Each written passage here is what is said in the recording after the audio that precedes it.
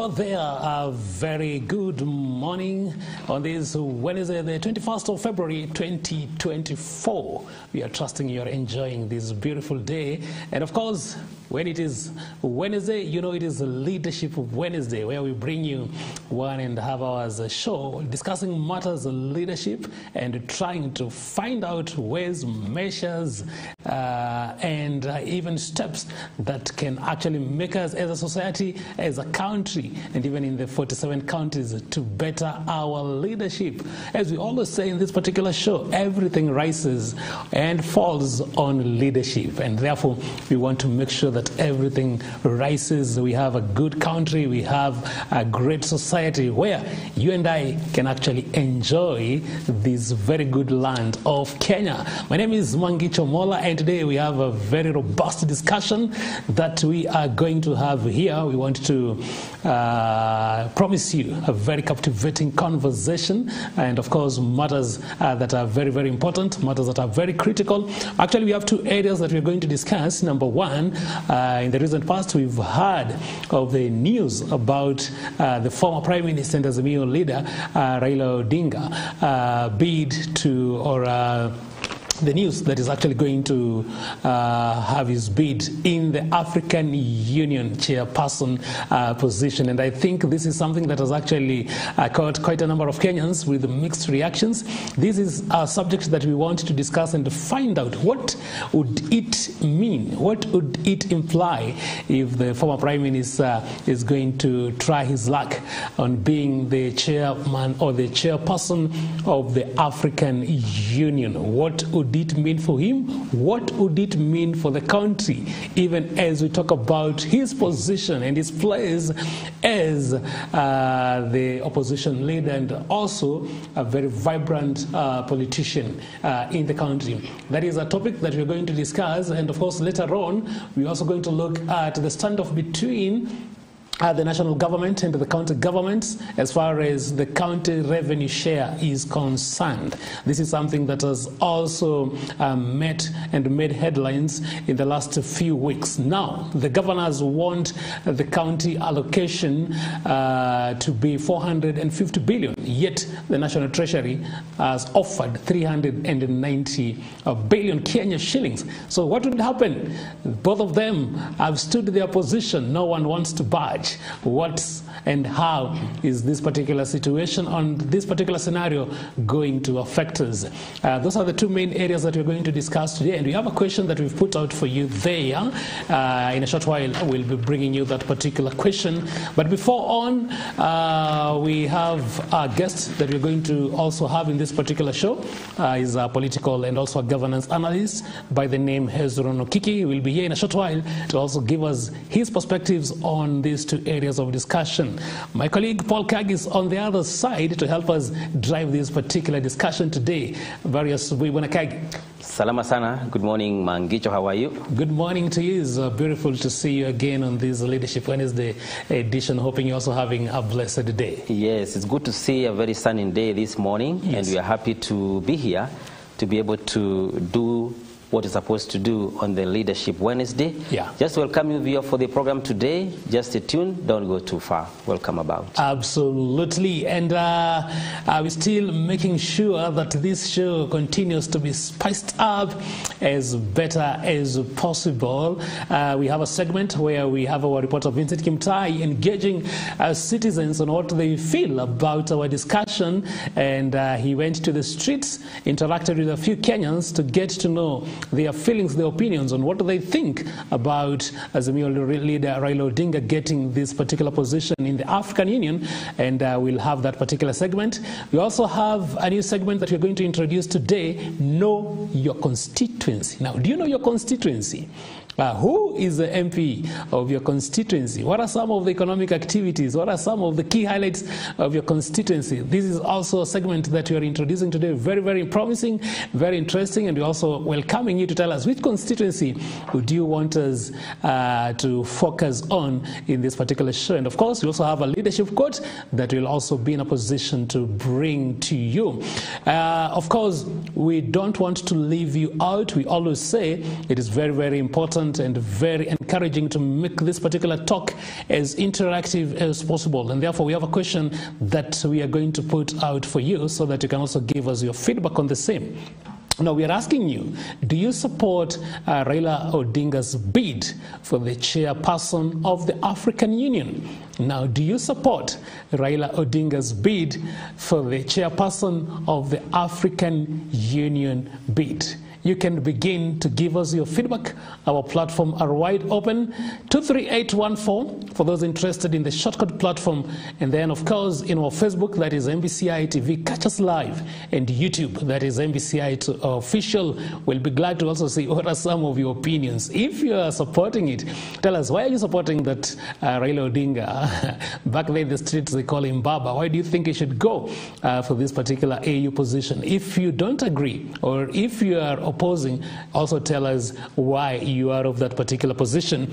And as we always do when we continue with this particular program, we'll be in a position to highlight a few or quite a number of your perspectives on this particular discussion. But of course, as we always do, we also have an opportunity to find out what are some of these other issues that have been making headlines across this particular 1 week.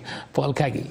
Thank you, Mangicho, for the opportunity. Once again, is to welcome you, dear viewer, for this program as we are going to meander through the press to be able to check and see what is happening in our dailies today.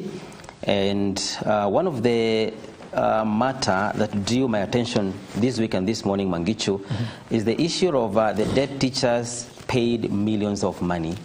And as we discuss this matter, last time when we were here, there was a topic on the ghost workers, if you could remember. Sure. And if you could check about the ghost workers in our counties and our national institutions, now the issue of the dead teachers paid millions of shillings is something new which is coming up, and around 446 million shillings have been paid to non-living teachers. And the TSC is on spot regarding to this matter, as the Public Accounts Committee in Parliament demand to know why is the government paying people who are not living. And one of the maybe explanations given by Nancy Macharia, who is the head of the TSC, is that it is true this money has been paid to non-living teachers, but the reason that she gave is that these teachers died, their record were never updated, others were interdicted, their records were never updated, others resigned, others retired, all right? And therefore, the Parliamentary Committee on Public Accounts could not understand how the TSC continue giving salaries to people who have retired, and even as a public servant, even before you retire, if you report to public service today, they start calculating the day you retire today, 50 years from now. So sometimes there are questions that are being asked. Don't you have the record of the retirees? Don't you have the record of the dead teachers? Because when a teacher dies, everybody is aware, and this matter should be reported even to the ministry that this teacher is not functioning, need to be replaced. And therefore, as much as you are crying because of what we call the ghost workers, there is a revelation that the teachers are paying people who are dead. And this one can give a suspicion that there are many people who are receiving salaries, not only under the Teacher Service Commission, but also in other departments who are non-living. So the matter of how we place and put our data on our public servants is very wanting. That we should know who is coming in, who is there, who is living, who is not there. And this data is very, very important. And my question is, if we can be able to lose for 1 year 446 million, how is the country going to recover this money? TSC is saying they have a mechanism of recollecting that money from whoever was given that money, which I think is a tall order. And it's going to bring push and pull to those who receive that money. And therefore, we need to have a solid system on how to manage our public servants' data, that anybody who has exited the public service in any way is not paid money is not supposed to be paid. Well, Kagi, thank you even for that very, very candid exposition of that particular subject. And it's quite unfortunate, Kagi, because at a time like this, maybe so many people would wonder how is it even possible with a country that boasts itself in matters technology. I think is some form of recklessness, is some form of negligence, just the normal particular aspect of someone sleeping on their job. Now, that amount has just gone like that, and this is amount that would have done quite a number of activities, quite a number of projects in the country. I think it is very important for those who are responsible to actually just do the right thing, let the systems be there. I don't think, because if it is just a matter of ensuring the deceased, ensuring those who have resigned, ensuring those maybe who have retired and so on, I think those systems are supposed to be operational. They're supposed to be working. How is it that maybe somebody did not actually ensure that those records are well kept? Is something that it's one cannot actually be in a position to fathom. And so it's like just a sheer case of negligence or recklessness, and therefore maybe those who are responsible needs actually to bear the full responsibility of that. Yeah, and one more point is that some years back there was an election, Mangicho, whereby dead people came, voted, and went home. Right? You can remember that? Yes. So we have that challenge of updating our data in terms of public servants or people who are serving. Sure. It is just a challenge this morning that need to be relooked at. Absolutely. Moving forward, we have a very alarming story here regarding to the Office of the Controller of Budget, Madam Margaret Nyakango, who has rejected request by the national government to spend around 47 billion under the emergency provision that allows withdrawals without parliamentary approval. It is illegal for the government or for any institutions or department to use money which has not been approved by the parliament. Any expenditure through any channel must be approved by the parliament. I think there was an attempt to be able to do this, but the controller of budget, who is very firm in her decisions, she refused the expenditure of around 1.1 or so billion by the State House for the purchase of vehicles and building of modern presidential dais. So around 47 billion shillings was supposed to be used, withdrawn and used, without the verification of the parliament, which is unlawful. This one reminds me, at the beginning of the tenure of the KK government, there was also the matter of maybe asking for emergencies funds for the facilitation of renovating the offices and also for the vehicles, which were declined by, again, the Office of the Controller of Budget. And the Controller of Budget has been very instrumental in making revelations of how the public servants are spending money, or public money.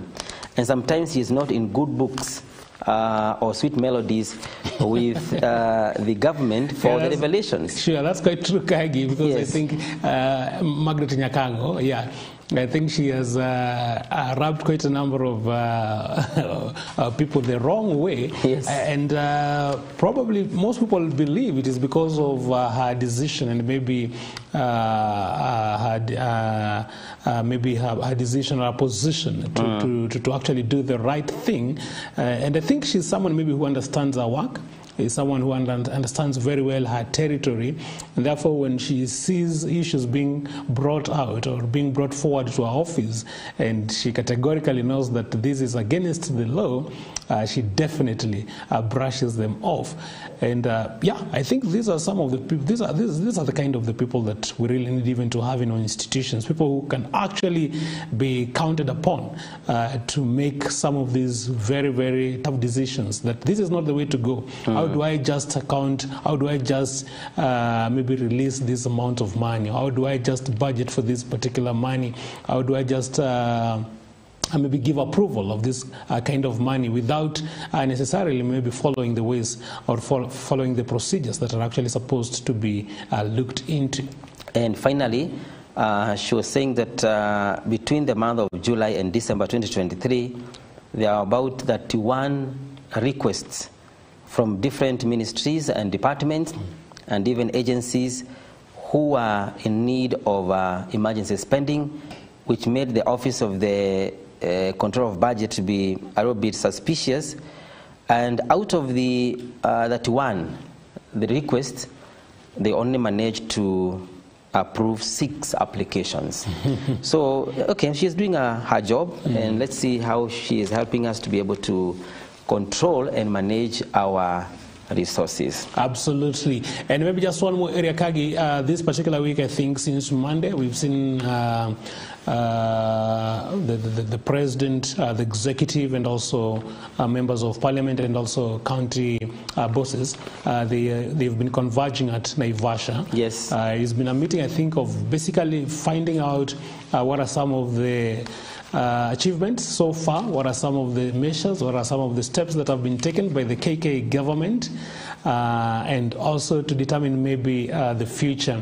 And some of the information coming out is that the president has actually continued to put more pressure on the CSs and the cabinet secretaries to ensure that they continue delivering on the manifesto of the KK government. The other thing that I think has been captured is that the president is adamant, is pointing out that the affordable housing project will have to continue.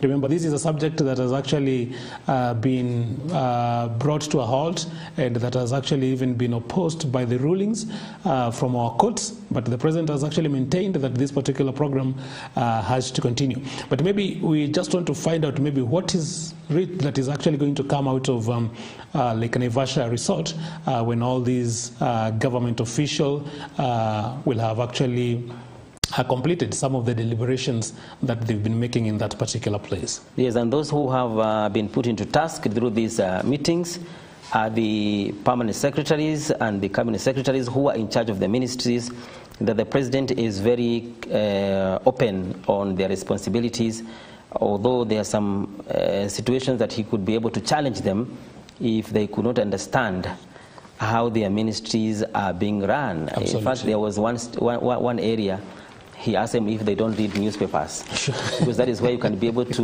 know yes. what is happening within the corridors of the management of the country. Exactly. Yeah.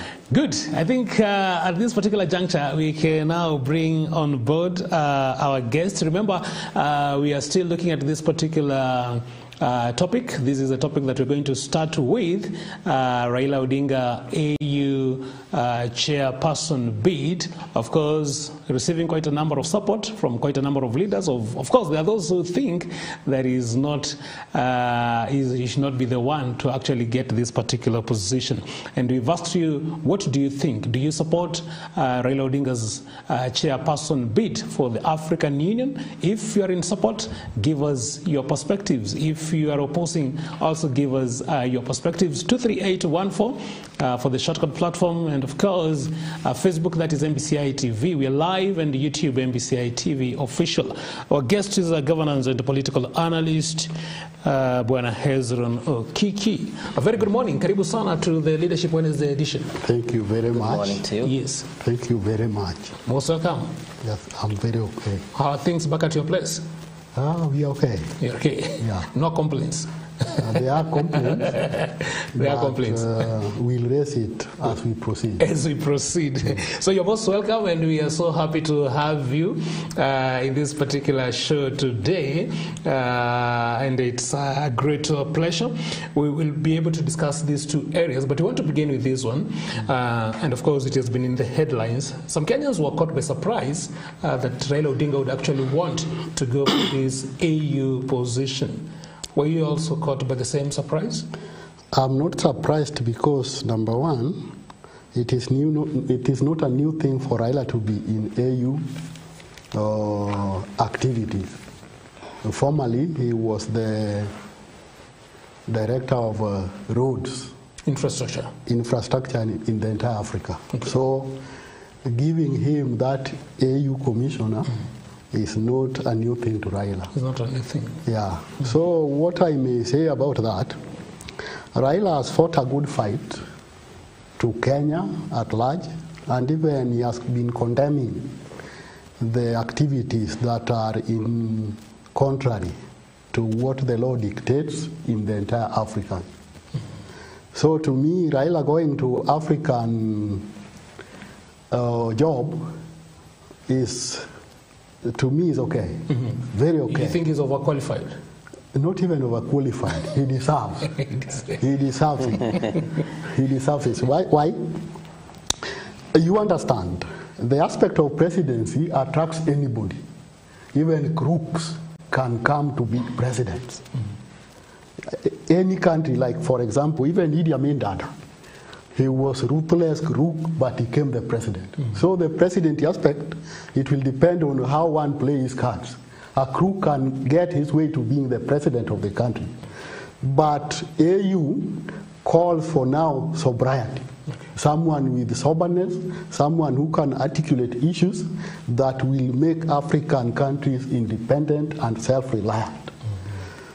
African countries has been belittled as third world countries, and therefore they only depend on Western countries to be taken care of. But if African countries can open up their eyes with the resources that they have, they can work on those resources, African country can be independent and will not have an issue of going to the West to be puppet for them to have mercy on us. And therefore, what do you think has therefore been the missing link as far as AU is concerned? Because there are those maybe who are of the opinion and maybe think that in as far as or in as much as we have AU, quite very little has changed in the Africa continent. Just as I've told you, people who are mandated to be articulating the issues of African countries are presidents. Yes. And these presidents, you know them. They do not have the interest of the country at heart. They would rather look for avenues on how they can enrich themselves at the expense of oppressing the ordinary Kenyan. Is there a way in which African Union can fix that? So the only thing that can happen is getting the right person to the throne of the AU. A person who can articulate issues that will be of importance to the entire Africans without considering their selflessness, themselves. Maybe, and just before maybe I bring Kagi, because I know we have quite a number of member states of the African Union. What do you think, or maybe that one, maybe we can look at it later on, but so far, what do you think, in your own opinion, has the African Union maybe helped quite a number of countries in Africa, specifically, or maybe particularly if we could actually even take maybe a country like Kenya? Now, if I may ask, when you get independence, you have to be self-reliant. That is number one thing. If I call myself independent, I'm able to do my things without taking care of somebody else or checking on somebody else. But in Africa, like for example in Kenya, we talk of we are independent, but we solely rely on overseas or other countries. Is that independence? Is that what we call independence? If you are independent, you are able to do your things without considering even the other person. But in Kenya, almost everything is from elsewhere. Yes. So what do we say? Are we independent? What we are saying is this. Leadership of the country may dictate what happens in that country. Wow. And by that I would mean, like for example, we understand, like what the commentator has just said, about the resources of the country, the issue of budget allocation and what have you. When the country is at a crossroad, like now we are saying Kenya is at a crossroad in terms of economic stability, you check on the basic first to correct the mess. And the basics are food, clothes, shelter, and education and health. Those are the basics. But when you now bring in the aspect of, like I've seen on the paper, it is saying we have two flying presidents. We have the Kenyan president and Nigerian president. So those are luxuries. Why should you fly? You correct the mess. And the unfortunate thing, we are talking of there is no money, yet you've seen their looters. The looters are there. The other time it was servants who are being paid even 4 times, but they were only getting 1 salary in a month. So it would mean there is something going on that is looting the country's resources at the expense of the common man. And this will trickle down to your generations. As at now, it is upon the country to ensure that they preserve the resources of the country for posterity. But what is happening, it is massive looting that is going to the hands of the few, so that your generations will now be suffering. They'll now be slaves because the resources of the country will not be there. They would have gone to the hands of the common man, of the few.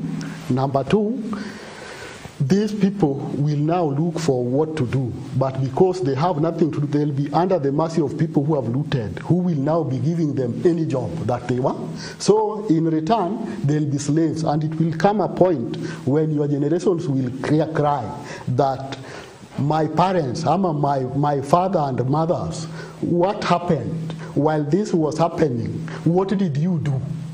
You are now making us to be slaves, yet whatever we are seeing in the country were once the public resources. So it is a matter that should now go down deep and be checked. Because if it is left like that, your generation and my generations will be slaves. Okay, all right. And going back to the Raila's bid for the EU position, you have correctly stated that Raila, or this position, needs a sober person, which is very correct. But I'm trying to look in a different way. Raila's history in this Kenya, he has been swimming in politics 24/7. And this position is involving more than 50 countries in Africa, whereby you are coming at a crossroad of a mixture of politics in different countries. So my worry is, since Raila has been doing politics all through, how is he going to sober up, being like the CEO of Africa, and bringing the Africa in order and trying to be neutral in terms of many countries? For example, the politics in DRC Congo, they're very explosive. We have some leaders, presidents who we can call, they are called dictators in this continent. I don't know, and I'm really a bit cautious, how he's going to manage this continent under those dilemmas of African politics. Yeah, that's a very great question, Kagi. And our guest, Bwana Okiki, my director, is just telling me we can take a short break so that we pay some bills. To answer him. Kindly don't lose.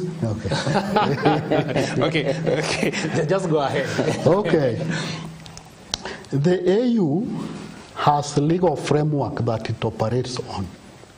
Raila is not going to bring his own things to implement on that seat.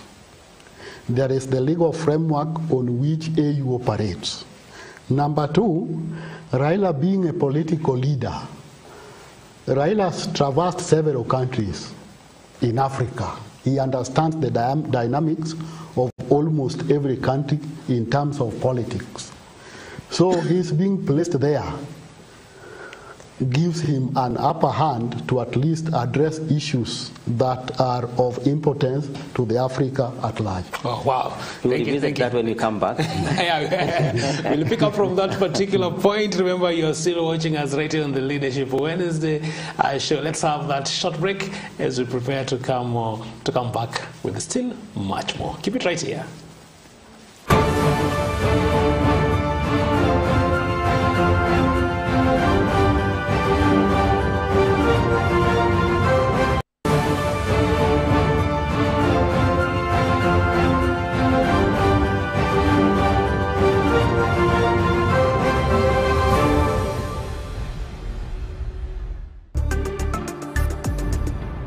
MBCI Television, transforming lives. Kila mahali duniani ikiwamo Nakuru, kila mtu anahitaji kufahamu ukweli ili kuwa na uhuru wa kiroho na furaha. SOS Adventure inakuletea tamasha la mlipuko wa furaha litakalofanyika Afraha Open Ground kuanzia tarehe 21 Februari hadi tarehe 25 Februari. Hata kujua ukweli kutoka kwa mwinjilisti Johannes Amriza atakayekuletea neno la Mungu na kukujulisha ukweli ili upate uhuru wa kiroho na furaha ya kweli. Joy has come. Healing has come. Freedom has come. Jesus has come. Waleteni wagonjwa na wenye matatizo mbalimbali wote wataombewa na kupona. Pia utaona muziki wa moja kwa moja kutoka kwa waimbaji maarufu kama Boaz Duncan, Ekodida, Kubamba na Julia Wilkinda. Hakuna kiingilio, kiingilio ni bure kuanzia saa 9 alasiri. Watu wote mnakaribishwa.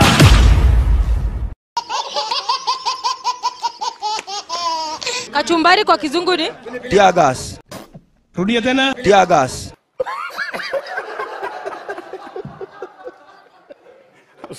So nikuulize, kuna hii kitu inaitwa CCTV. CCTV full inasimamia nini?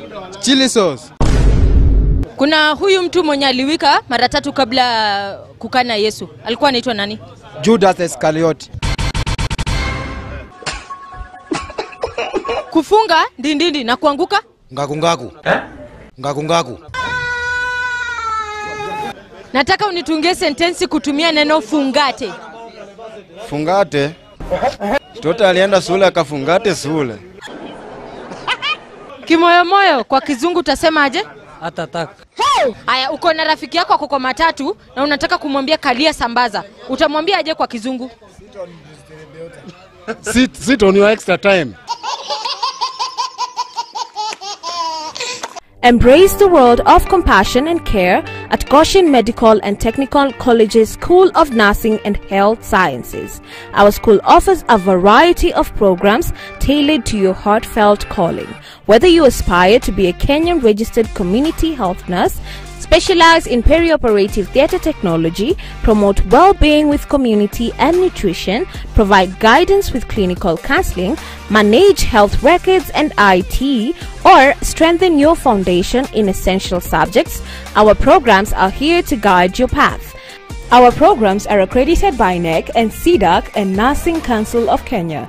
A minimum grade of C- or higher is required for diploma courses, D plain or higher for certificate courses, and D and below for artisan courses. We also offer bridging classes for English, Kiswahili, Biology, Mathematics, Chemistry, and Physics, allowing you to choose the path that fits your career aspirations.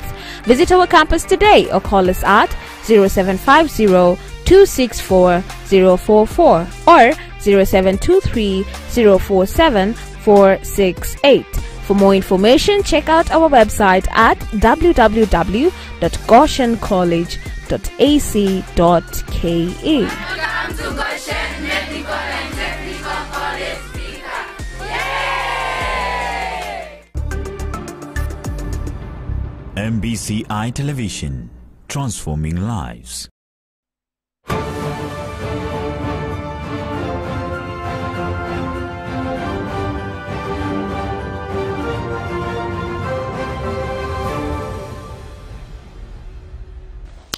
Welcome back. Quite rigorous, if we might call it, a discussion we are having here on the Leadership Wednesday. And thank you so much for staying tuned and also giving us company and also interacting with us on today's discussion. We have 2 areas. Number 1, Raila Odinga's AU bid. Later on, we look at the county revenue share debacle or standoff.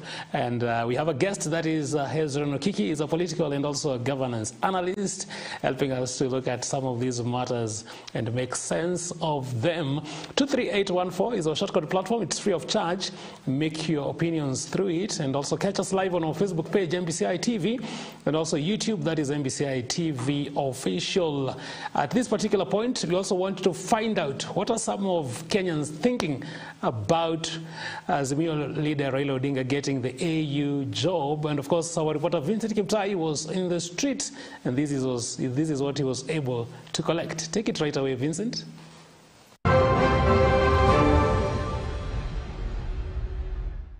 Mangicho Mola pamoja na Paul Kagi katika mjadala mnaojadili hapo studioni. Hapa hivi nitakuwa nikiendeleza, ambapo nitakuwa nikizungumza na Wakenya kuhusiana na azma ya kiongozi wa upinzani Raila Odinga, ambapo siku ya Alhamisi wiki iliyopita aliweza kutangaza nia yake ya kwamba anataka kuwania nafasi ya kuwa mwenyekiti wa Umoja wa Afrika. Prime Minister wa hapa nchini Raila Odinga anafaa na anatosha kukalia kiti cha AU. Kwa maana tangu miaka hiyo tunamjua ni ya kwamba amekuwa mtetezi sio wa Kenya tu peke yake, bali ni wa demokrasia nchi nzima na hata ulimwenguni kote. Kwa hivyo akikalia hicho kiti, tutakuwa tanasi Kenya tunakaa sawa, kwa sababu tutakuwa na uongozi mara mbili katika Afrika na hapa nchini tutakuwa na uongozi vile vile. Vivyo hivyo akienda kuondoka amwachie mwingine chama cha ODM na Azimio, itakuwa ni mwafaka kwa sababu anaenda kuzeeka. Aachie wengine wachanga waweze kuendelea na kazi hiyo ya kutetea nchi, kwa sababu sasa miaka yake yaenda kufika. Akae chini, atulie, afanye kazi ya mwanzo, lakini sio kutangatanga nchini. Sasa tunaunga mkono ya kwamba aweze kupewa kiti cha AU, kwa sababu atakisimamia na kitakuwa na kiongozi ambaye anafaa. Mimi kwa maoni yangu naona ni mzuri baba aende AU kwa sababu miaka yake inakubali. Lakini hapa Kenya tutabaki na shida mingi sana juu yeye anaweka demokrasia. Ile demokrasia tuko naye baba ametuletea, lakini tunamuombea mazuri akienda pia akumbuke sisi tukiwa hapa Kenya. Ni kama upinzani itaweza kudidimia? Sasa baba akienda upinzani lazima serikali inyoroshe sisi, kwa sababu hatuna mtetezi. So sasa sijui, lakini baba tunakubali aende, lakini mambo itakuwa gumu kiasi. Nae hii opposition haitakuwa strong sana bila baba. Sasa hiyo ni wokovu kwa Ruto 2027. Jina langu naitwa Charles Kiptum. Kwa ile maneno ya hiyo mzee simakana aende AU ni mzuri, kwa sababu hata hiyo mzee amejaribu. Kwa hiyo mambo yote ametengeneza kwa nchi ilikuwa ni mzuri, lakini sasa Suze mekataa. So yeye aende tu akae huko, afanye kazi, apate pension yake na relax. Au acha mambo mingi. Kuna watu wanasema kwamba akienda huko AU upande wa upinzani utakuwa umeweza kufifia. Sijui unasemaje? Hawezi vivia kwa sababu yuko vijana. So wako vijana wengi. Hawe hata hawezi kaa hapo maisha. Vijana wengine ajaribu bahati hata hawa. Hakuna shida. Hiyo mzee aende apumzike tu. Aende wakaa Addis Ababa kula mali, wawacha mambo mengi. Atahangaishwa na vijana bure. Kuenda AU naunga mkono kikamilifu. Manake Wakenya sisi ndio tulianguka mtihani. So itabidi tu tumelia miaka yote kama Mungu hata ingilia kati. Mzee aenda apumzike, hata kama ni AU, mimi naunga mkono mzee aenda apumzike, sababu amejaribu kutetea Wakenya, lakini sisi Wakenya ndio tumemwangusha. So mimi naunga mkono. Kwako binafsi labda nikuulize, je, ungeweza pendelea Raila kuwa kwenye uchaguzi wa mwaka wa 2027? Siungi hiyo mkono na singependa awe katika uchaguzi wa mwaka wa 2027. Manake amejaribu mara kadhaa. Mara tunasikia anasema ameibiwa. Haya, uchaguzi uliopita niliona Wakenya walishangilia sana. Sasa hii ni sisi wenyewe Wakenya tunalia. Na support baba akuwe mwenyekiti wa UN. Jua ni mzee mwenye ana qualify. Yani ni mzee pia ni mwana saikolojia, lakini tunamisa sana huko Kenya akienda, lakini tunamsupport sana. Kama upinzani itaweza kuisha? Upinzani itaisha, itakoza nguvu, lakini unajua sasa mzee lazima hata yeye aende huko juu akuwe juu. Hapa sasa amejaribu sasa tumempea, itabidi tu mzee aende, tunamsupport alipata, lakini upinzani tutakosa nguvu kidogo. Lakini hapo nafikiri wanastahili pia, akienda anastahili apange timu yake hiyo mpinzani, hiyo upinzani ipange vizuri. Sasa kuwe na akuwe pia, unajua sasa ndio founder wa pale hivyo, waonesha kina Kalonzo wengine jinsi yenye watapitia. Hawezi koza mtu mwenye atapinga serikali kidogo. Mimi kwa majina yangu ni Robert Lengoita. Mimi ni mmoja ya jamii ndogo, jamii ya Ogiek kutoka sehemu ya Naiswed Marioshon. Na kuhusu hiyo maoni ya Raila kwenda AU, mimi naunga mkono kwa sababu Raila amepigania kiti ya urais mara 5 hapa taifa letu la Kenya na Mungu hajamjalia.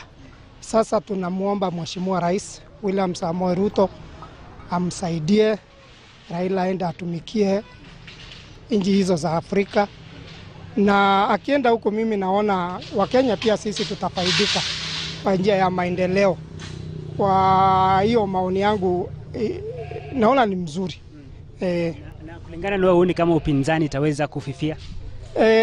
Unajua upinzani wale wengine watabaki, yeye ni kichwa lakini mwili mzima itabaki hapa nchini. Kwa hivyo Raila akitoka ni kama mtu mmoja ametoka, wale wengine wako. Na upinzani haitatingizika kwa sababu wapinzani si wale viongozi peke yao. Ni baadhi pia ya Wakenya. Asante. Mangicho pamoja na Paul Kagi, ni maoni ya Wakenya hayo, ambapo tumeona wengi wanasema wanaunga mkono azma ya Raila kutaka kuwa mwenyekiti wa AU, huku wengine wakipinga wakisema kwamba upinzani utaweza kudidimia. Hata hivyo inakuja tu wiki moja baada ya kiongozi Raila Odinga kutangaza nia yake kutaka kuwa mwenyekiti wa AU, ambapo tumeona ameweza kuungwa mkono. Tumeona viongozi wa upinzani wakijitokeza kusema kwamba wanaunga mkono mpango wa serikali kutaka kuwa mwenyekiti wa AU, vile vile viongozi wa serikali wakisema wanaunga mkono. Hata hivyo kinachosubiriwa ni ikiwa kama Raila ataweza kupenya kwa mwenyekiti wa AU, ambapo kwa sasa hivi nafasi hiyo inashikiliwa na Mohamed Faki ambaye atamu yake inaenda kukamilika. Kutoka hapa hivi, jina langu ni Vincent Kimutai.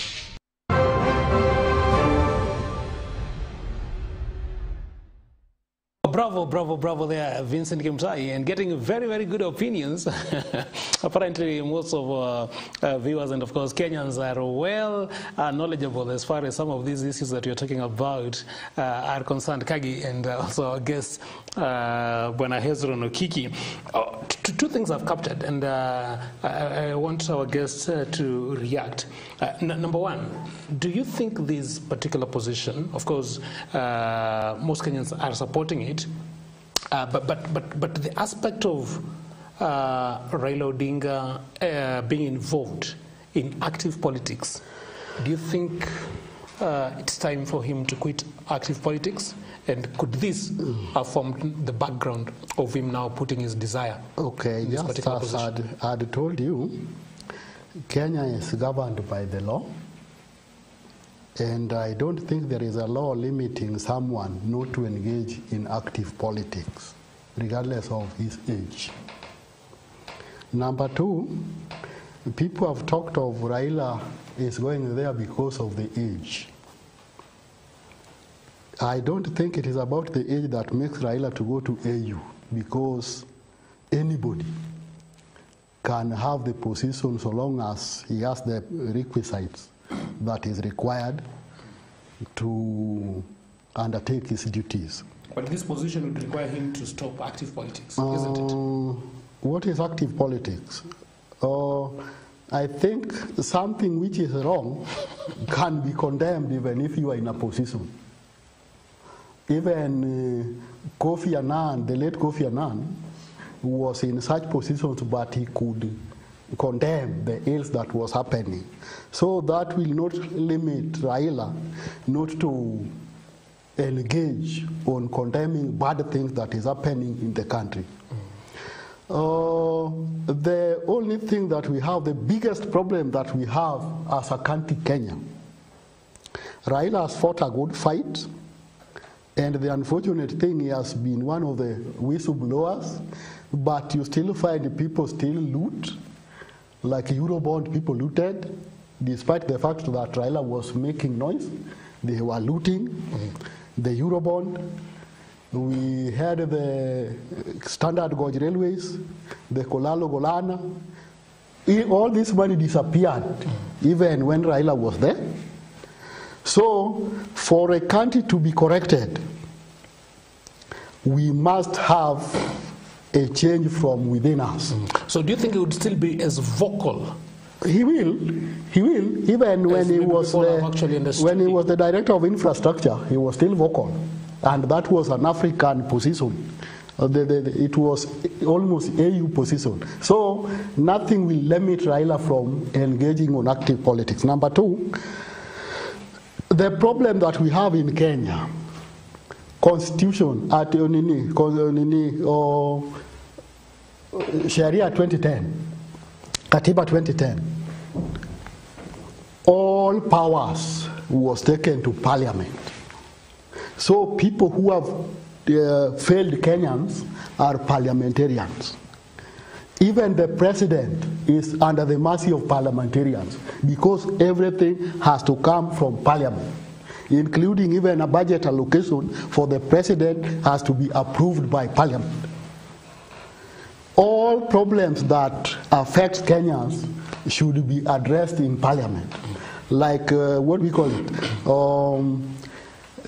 the issues that were raised in terms of problems that is affecting Kenyans, cost of living and all those, should be done by parliament. But what happens? They've now decided to be puppets of the executive. MPs are paid handsomely. They have the CDF that, to me, is not that it is helping Kenyans. It is another source of income to them. Because MPs normally take that as their own money. If you are not next to him, you cannot be given. So they are paid well.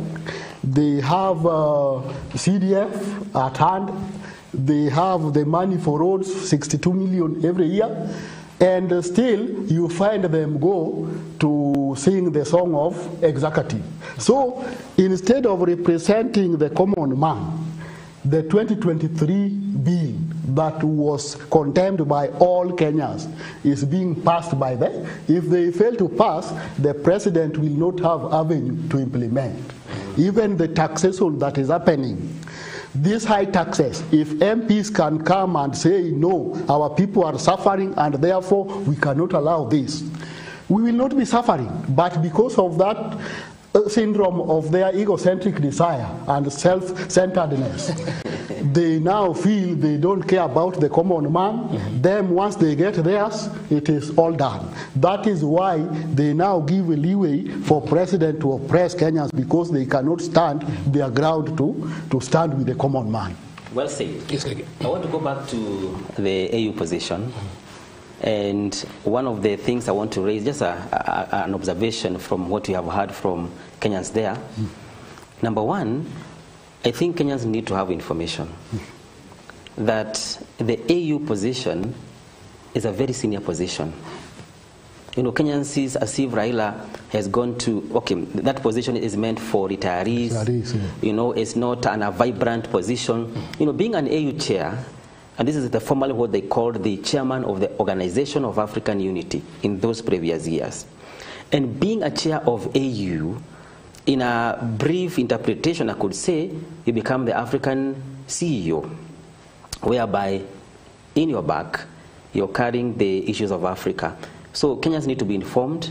This is not a retiree position for any African leader. In fact, it's a very demanding position. And it's very interesting that Kenyans are saying that they will miss Raila on the local politics. They had all the time with him. If it is going to be well with him to go there, well and good. They'll continue missing him more. I want to ask one question here. I think Kenyans are not fair to Raila, that they like hyping his activity. If you could look at the history, even the last election, Kenyans and the Raila's buddies hyped his presidency into a level that he saw himself as a president. We need to learn from that. I don't know, Kiki, whether you could be able to, what is your comment on, already Kenyans, the way we are speaking as if this seat is reserved for Raila. It's so unfortunate. Yeah, and majority of Kenyans believe that Raila does best when he's opposing the government. There is nothing like that. Before we continue, let me finish. Let me finish. It's unfortunate that already we are hyping the AU chairmanship the way we hype our politics. This is not more political seat.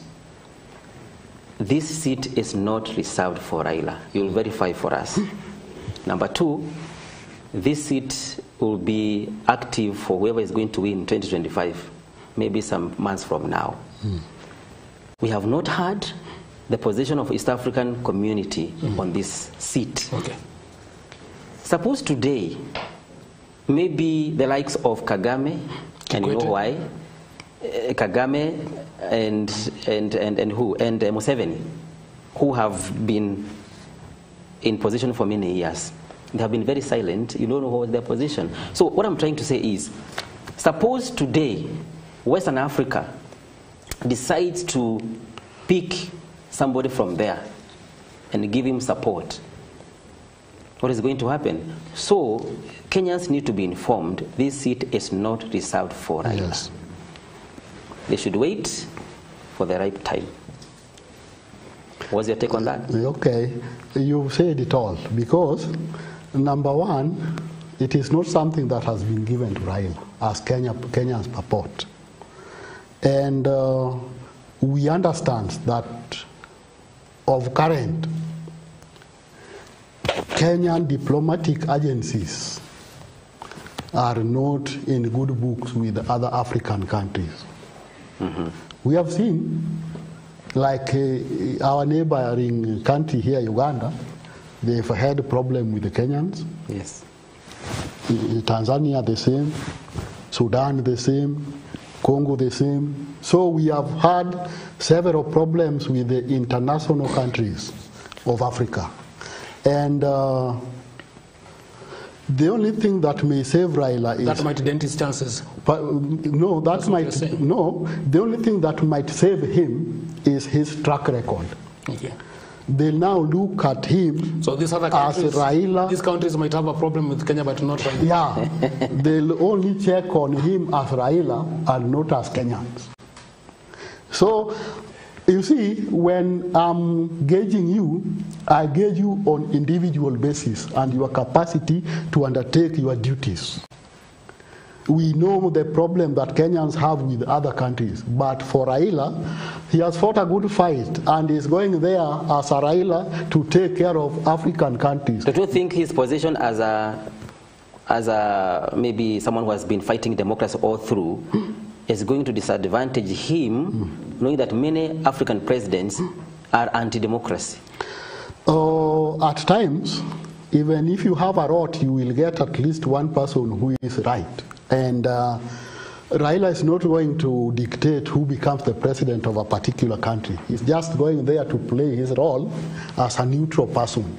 So if a dictator of a country is there, it is not upon Raila to dictate that you have to leave that country for. That is left for the independence of that country. The country is independent, but Raila now takes on the entire Africa.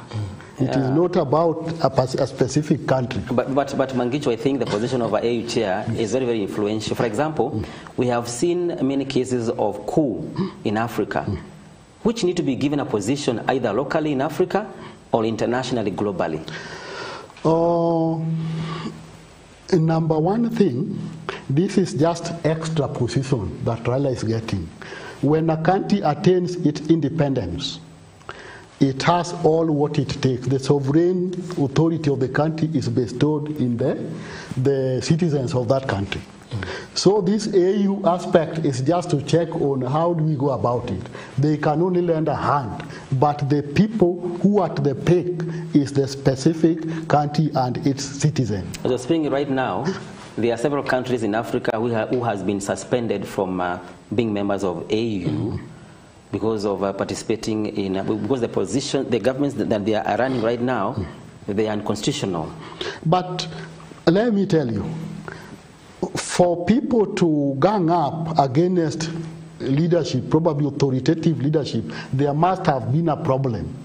These are the things that are disturbing Africans, because you find someone gets into power through what we call it.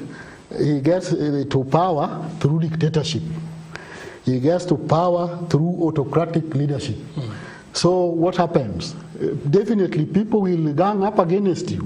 And this does not mean because the law states that I must stay there even if I get to the position through dubious means, I have to be there. So this is the reason why African countries should now come and check what is the problem. They are peacemakers. In our peace, we have to dig deep to know what is happening. You don't just go and say, hatutaki maneno. You have to sit down, analyze what is the problem. Then you come with a solution. Because we know African countries, someone gets to power through authoritarian rule, then once he gets there, he does his things that now makes people think that this is not the right thing. So when people riot, you don't just need to go and rush and say, democratically elected. How democratic is democratic? You can go there through dubious means, then you pretend to be democratically elected. What happens? See, people will gang up because the public court, leave alone these other courts, the normal courts, the public court knows the truth. Mangicho, I think on the same, there are some rumors that the former president of Tanzania, Jakaya Kikwete, could be fronted by some East African community countries for the EU chairmanship. If it happens, what do you think is going to affect Raila's candidature? Even Raila should not think that he's just going there alone as an individual. Raila loves competition. So let it not sound as though Raila wants only to be himself. Let them contest, and at least the best candidate wins. All right. Because we all know each and every biography and history of a particular candidate. Whatever Raila has done to even the entire world makes him deserve that seat, unless those people now engage on politics to deny Raila the chance of becoming the commissioner. But from the look of things, Raila stands tall. All right. And of course, reports, Okiki indicates that President William Ruto supports this particular bid. What do you think this makes of the relationship between President William Ruto and Raila Odinga? Oh, to me, as a politician, whoever gives Ruto headache is none other than Raila. And so? Whoever gives him headache, whenever Ruto sleeps, he always dreams of what is Raila thinking. Because he knows Raila can destroy. So, to him, on my opinion, Raila going to AU might make him get a leeway to now contain people. Because, you see, you cannot contain Raila. These other people you can oppress. They are not people who are vocal, and they don't have stamina to at least push. But Raila has the stamina and he has the people. So this is what makes Ruto now support. Are you saying for the president it is much, much better when Raila is away? To him, it would be better because the smoke that is in Kenya will not be there.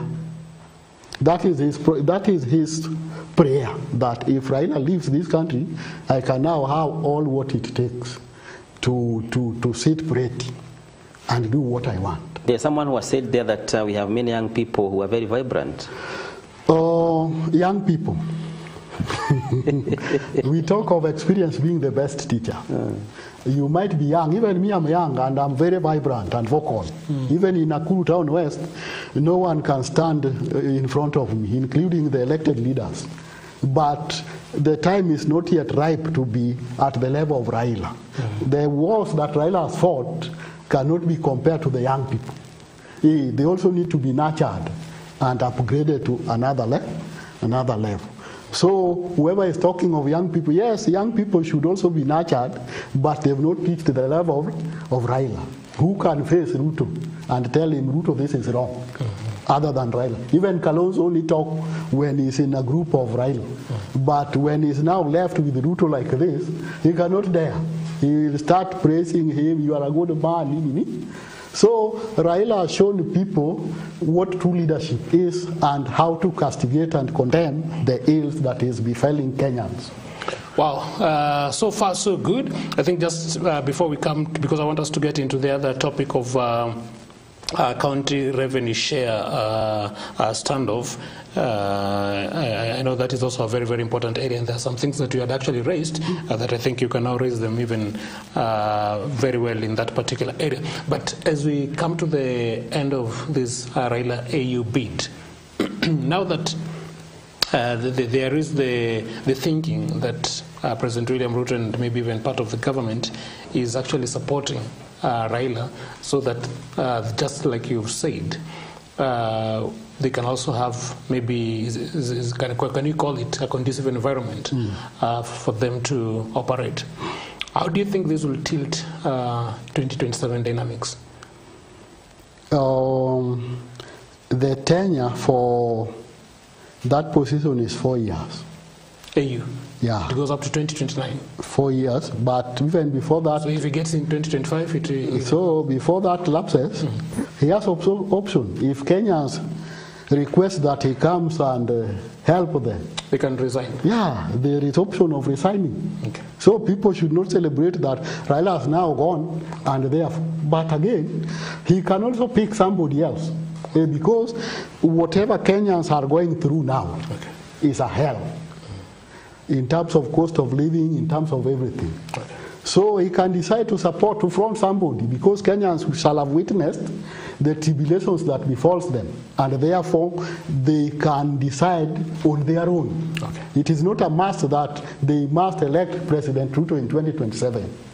Yeah, if Ruto works well and change transforms their lives, that would be automatic. But when their life is pathetic, why should they elect him? Yet he gave promises that he was to better their lives more than even the presidents that had been there. Fair enough, fair enough. I think at this particular juncture, our director can give us the segment that we had already promised our viewer, and that is Know Your Constituency. Before we go back to the other area of the county revenue share standoff, we can have that particular segment on knowing your constituency.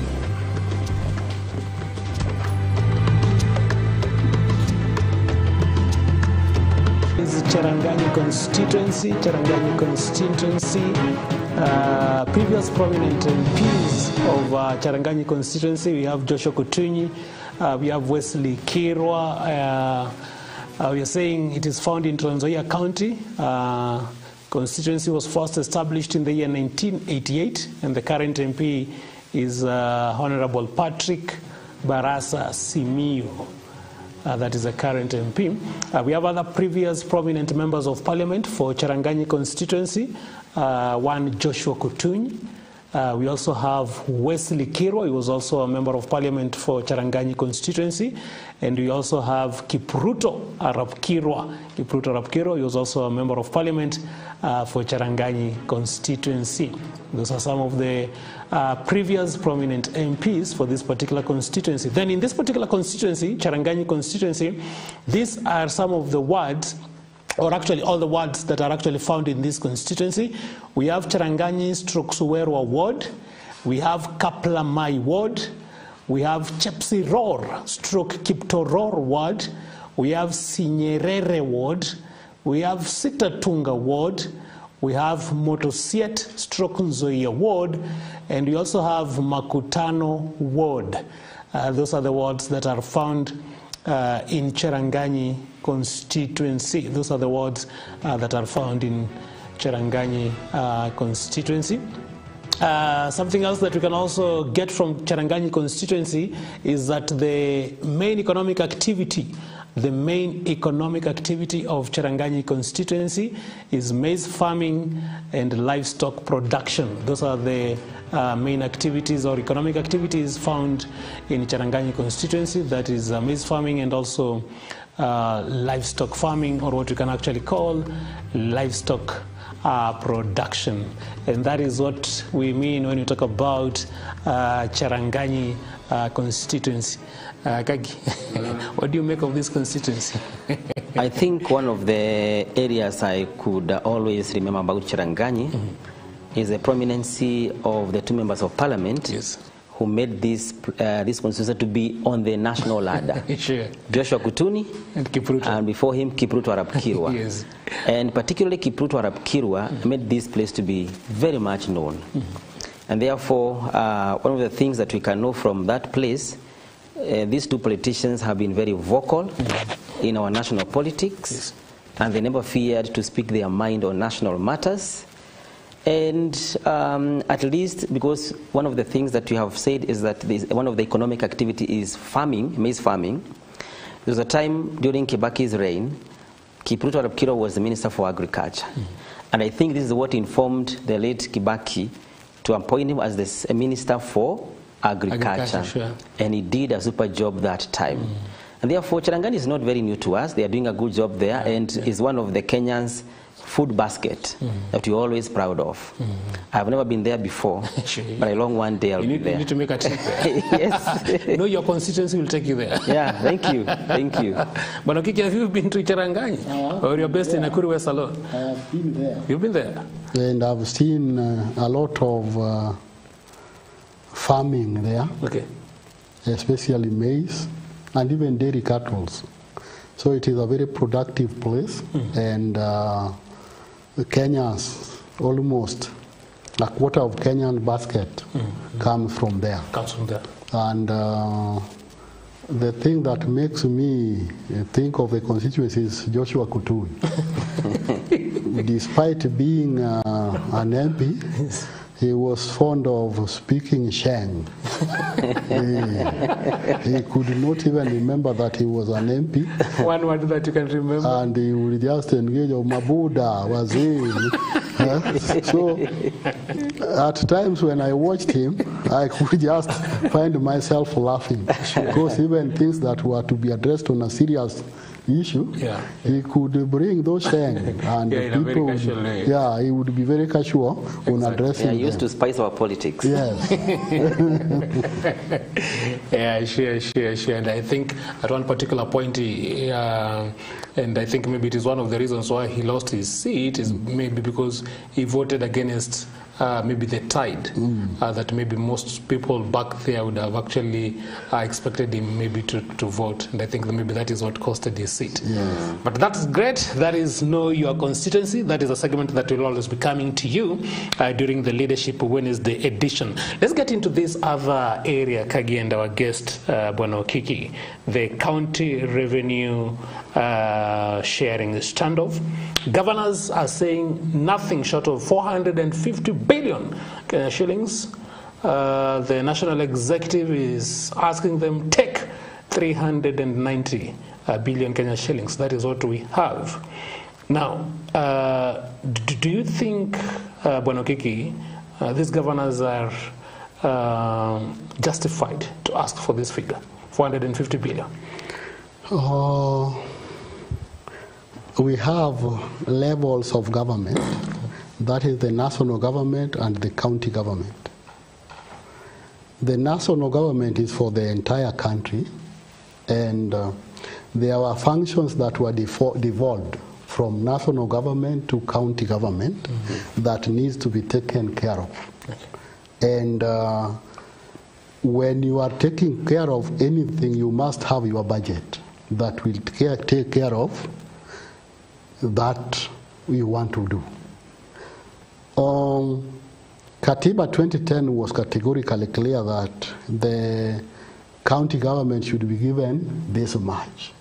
The national government should remain with this much. But what now makes them even angrier is because the current president promised them that when he gets there, he would scale it to 30% from 15%. So that would be even more than what they are demanding. Yeah. And when they demand 450 billion, it is not that Kenyans has no money, because on daily basis, You find the president has gone to China, he secured loan of this much. He has gone to World Bank, he has been given 1.8 trillion. He has gone to IMF, he's been given 650 billion. The local borrowing is also too much, and the activities like the roads that were being constructed has stopped, other things have stopped, and even things that like subsidies which were being paid is no longer there. So we believe there is a lot of money. Taxation has also gone up, and there is no development activity that is going on, and therefore we believe there is a lot of money. But we see a lot of wastages. Like you find the government is going everywhere. When they go there, a lot of preparation is done that calls for money. People are being influenced that calls for money. So you cannot say it is only the money for the county that is not there, and yet other activities of national government is running smoothly, and even pilferage on the money is also there, because there is massive looting. There is a lot of other dubious things happening that Kenyans loses a lot of money. But when it comes to county government, which is now local leadership, that now goes down to the common man, you say there is no money. I think that is a joke, and I side with the governors that they should stand their ground to ensure that they get the money to run the county. But even as you side with the governors, what do you think as, how do you rate the way they have been using the amount that has they've actually been getting previously, even before now maybe they get these? If there is the misappropriation of funds, then the people who are charged with the responsibility of checks and balances are to blame. Like number one, MCAs. It is the MCAs who should ensure that public money is utilized accordingly in the county government. So we would not prefer governors buying MCAs so that they can sing his or her tune. And this is very common with the MCAs. When you hear MCA talk of us, we are supporting governor, and yet his role is to oversight, then what do you talk of that MCA? He's been pocketed to sing the tune of the governor, yet his role is to oversight. So to us, if the governors are messing, people to blame are the MCAs and the Senate. The Senate. Yeah, those are the people charged with the responsibility of oversighting the governors. So this should now come to MCAs that we will judge them harshly if they don't oversight the governors by allowing them to embezzle the public funds. Now, most of these governors who are demanding 450 billion away from, I think, 391 from the government, is very interesting because some of the KK governors are the ones out there, they are trying to shield the government from the missiles from the public, that the government is not doing anything. And then they are saying, no, we are paying debt, there's not enough money for development, subirini kidogo, wait for the government, all those things. It's a double speak, Mr. Okiki, because on this side they're saying that we should give government chance to reorganize itself because of the challenges from the previous government, debts and other things. But here they are coming to pushing the same government to give them more money. Do you feel, especially from the KK side, they are double speaking? Okay, my friend, when we talk of the government, it is not that this is the government that Kenyans have had for the rest of their lives. We have had government, Kenyatta's government, it came to Moi's government, it came to Kibaki's government, and it is during Kibaki's time that the counties were created. And that is when the country thrived very well. And yet Moi left a shell. Moi left a shell that no one could imagine would be bridged. And when Kibaki took over, that is when now even the budgeting of the county and what have you came into play. And this is when the country flourished. So Ruto has no moral authority to tell Kenyans that the coffer was left with. And if I may ask, who was the vice president from 2013 to 2022? It was Ruto. It is not that Ruto has come from another world to come and say that he don't understand anything. He was enjoying the intelligence and everything. So he knows. Even the message that is now slaying Kenyans were during his time. But the buck stops with the president. Yeah, it stops with him. So when... So I'm saying even during, when he was the deputy president, the buck stopped with the president. Okay, Mr. Mangicho, you can... That Uhuru was drunkard and it was him running the government. So this is something that is in public domain. You cannot tell us that he was not aware. When one say you are a drunkard and therefore you cannot articulate issues, it is him doing what the work. Whom do we blame? The person doing the work or the drunkard? So we know the history. Let us not pretend that, but even with that, I've given an example. Kibaki took a country when it was a shell. Within 3 months, within 100 days, we had the free primary education, and the economy went so high. And the CDF. And the CDF and all those came into play. Ruto is now over 1.5 years. The promises that he gave is still a nightmare. So what do you tell? Yet we are seeing looting going all over Kemsa, where, and everything. So let us be honest and realistic. So according to you, you think that we are not constrained as far as No, there is a lot of money. This that is being looted, is it not money? And I have an issue with this Auditor General, because when they come to the county, their work is to audit.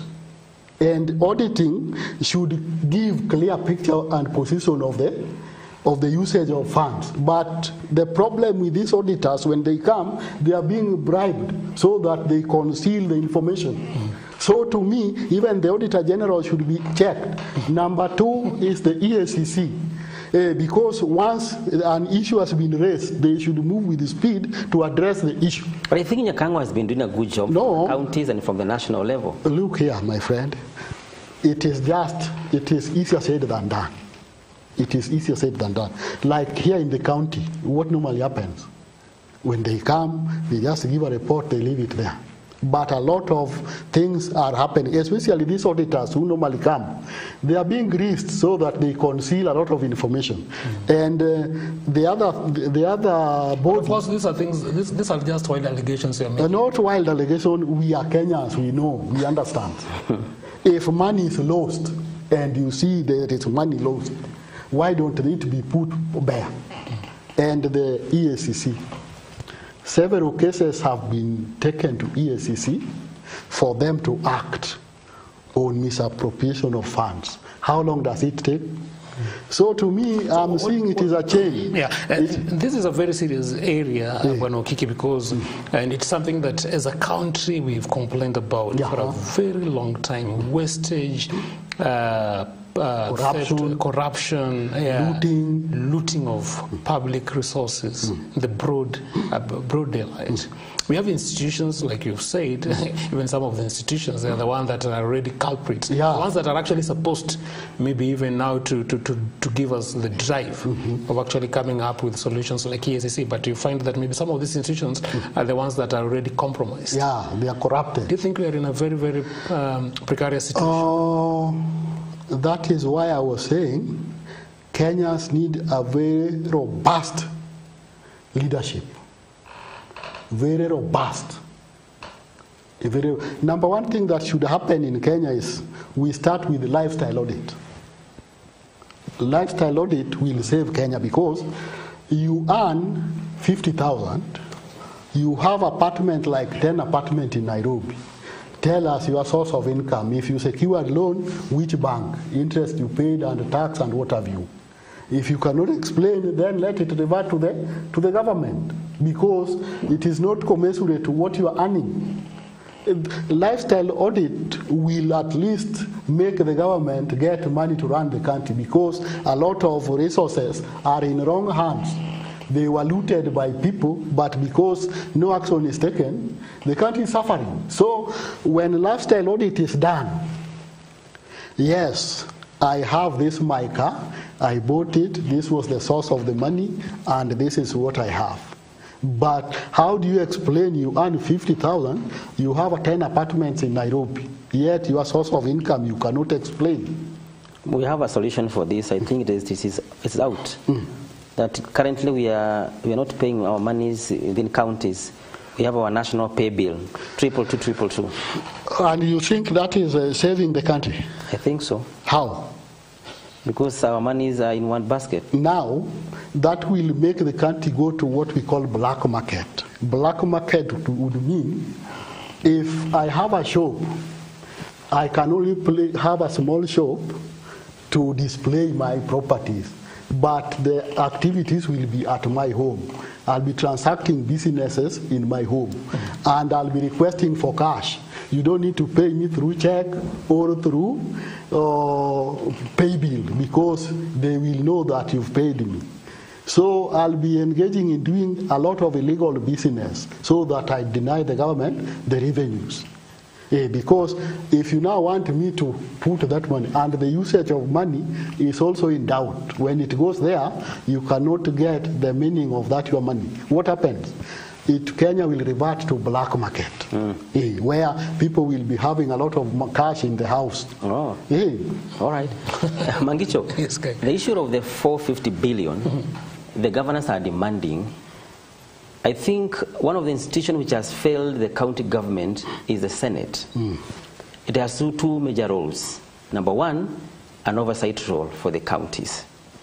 The other one is to push for the revenues for the counties. But we find governors are flying over themselves to push for counties' fund, but the Senate is dumb silence. What do you think, Mr. Okiki? There is one aspect that is really eating Kenyans. What we understand is that a lot of Kenyans are jobless. A lot of Kenyans are jobless, and they can settle for anything, especially handouts. The handouts, when you are poor, you are under the mercy of a person with the money. And the governors normally amasses money to induce the jobless Kenyans so that they can sing their tune. So when a senator decides to ask a question, you will find people ganging up against senator, like it happens here in Nakuru. When Senator Keroche brought the aspect of issue of, what do we call it? War Memorial. What happened? The goons were paid to condemn and castigate and to protest. Is that the Kenya we want? You know the real truth is this, and you are hiring goons because these are jobless Kenyans. So if the government had a good plan for the country, number one, it is the duty of the government to create jobs. Job opportunity being created by lowering the taxes. If the tax is low, it would be easier for investors to come and invest. But when you raise the taxation, then they'll disappear because they'll not be, the wage bill will be so high. That is very correct. And number two, as a country, like you can check on the Rwanda's country being developed. When you want to develop a country, you must use the human resource that you have. You don't need to export the human resource. When you export, like they are saying, we are looking for jobs in other countries for your people, it therefore means they are going to develop that country, leaving yours as a shell.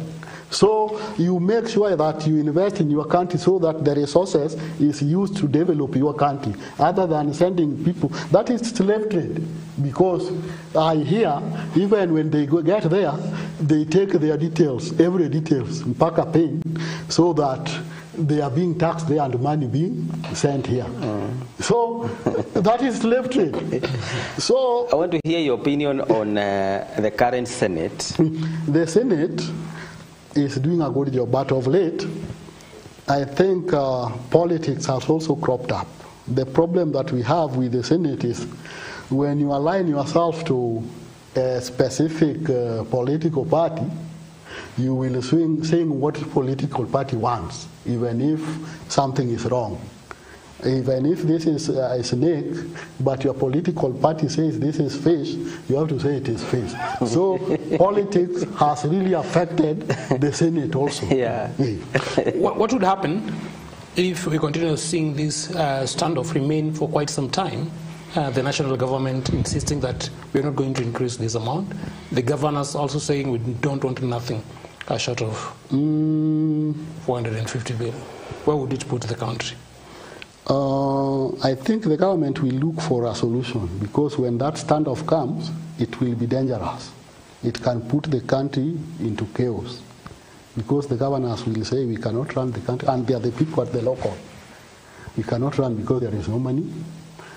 Temperatures will flare, and finally, chaos might erupt to the country. So it is upon the government to check on how to generate money to help run the county. And if this particular money, if this particular amount was to be increased, what do you think? Or what do you think we're going to see? As I had said, you request money according to the budget that is already prepared. You don't just have to request 450 billion when you don't have a budget. You have to present a budget to authenticate your claim that this money, when brought, will be able to undertake 1, 2, 3. So you cannot just go and tell the national government, I want this money, without proper budget. This is something that has to be drawn, has to be explained, a lot of consideration, and presented. So these people have presented what they know is a requirement for them to undertake their duties. Absolutely. Just before we come to the conclusion, we also have that segment that we always bring to you at this point, and that is the leadership quote. And this is our leadership quote for today. This is our leadership quote for today. A good leader is a person who takes a little more than his share of the blame and a little less than his share of the credit. That is by John Maxwell. A good leader is a person who takes a little more than his share of the blame and a little less than his share of the credit. That is by John Maxwell. What do you think about John Maxwell? You have to be selfless. If you're a leader, you have to go extra mile to even give out what you have. You don't just have to take everything, leaving other people to starve. Thank you so much. Hezron Kiki is a politician, a political analyst, and also a political governance analyst. We appreciate for your time today in this particular show, and we look forward to another episode with you. And that is where we bring it to a close. Thank you so much for participating and also for your input on the sale. It's been rigorous and fascinating. We'll see you again next week, the same time. My name is Mangi Chomola. Enjoy the rest of your viewing. Yes, for me, I want to thank you for finding time to watch MBCI TV in our Leadership Wednesday today. Until next time, God willing, my name is Paul Kag, wishing you a blessed day ahead.